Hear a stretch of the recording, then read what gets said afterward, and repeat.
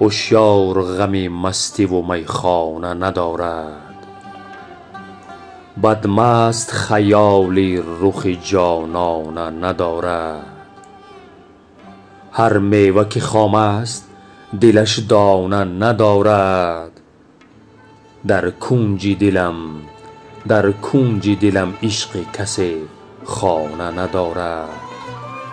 کس جای در این کلبه ویرانه ندارد. دیدار تو در خانه چشمم هوس آرد. نامرد کسی حرف تو را پیش کس آرد. دریای دلم بی تو همه خار و خس آرد. دل را به کف هر کی دهم باز پس آرد. کس تاب نگهداری دیوانه ندارد.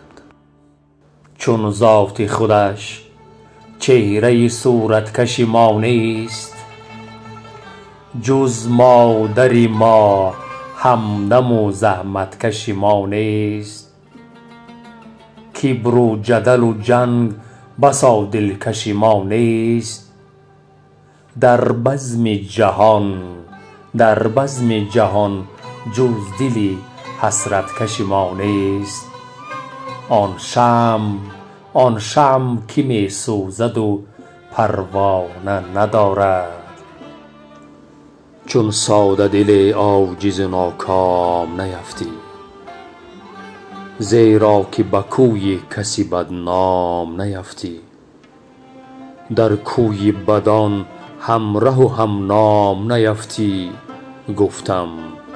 گفتم مهی من از چی تو در دام نیفتی. گفتا چی کنم دام شما دانه ندارد. در خدمت مادر بشوی راست به یک پای، خود را به متاع ادب خویش بیارای. در محکمه عمر صفا بخش و به حق آی. در انجمن عقل فروشان ننهم پای. دیوانه سری صحبت فرزانه ندارد. از بحر وفا زخم بزن آهن و خارا، بر کور دل حیف شود لاله صحرا. یا رب که مرا بخش تن و جان و مدارا. تا چند کنی قصه اسکندر و دارا. دو روزه عمر این همه افسانه ندارد.